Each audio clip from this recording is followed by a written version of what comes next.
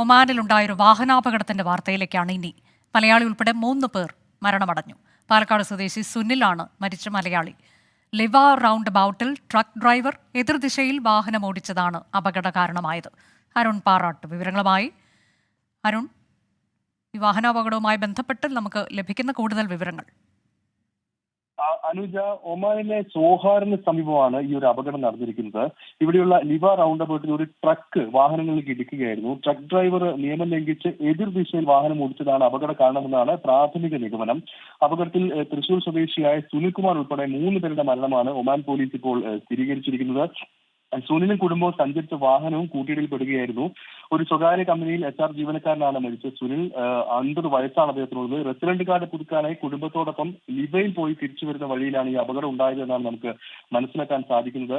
മരിച്ച മറ്റു 2 പേർ സ്വദേശികളാണ്. ഇവരുടെ പേരുവിവരങ്ങൾ പോലീസ് പുറത്തുവിട്ടിട്ടില്ല. സുനിലിന്റെ കുടുംബം ഉൾപ്പെടെ 15 പേർക്കാണ് പരിക്കേറ്റിട്ടുള്ളത്. 11 വാഹനങ്ങളാണ് അപകടത്തിൽപ്പെട്ടിട്ടുള്ളത്. എന്തായാലും ഈ അപകടത്തിൽ പരിക്കേറ്റ ആളുകളെ ഇപ്പോൾ സുഹാർ ആശുപത്രിയിലേക്ക് മാറ്റിയിട്ടുണ്ട്.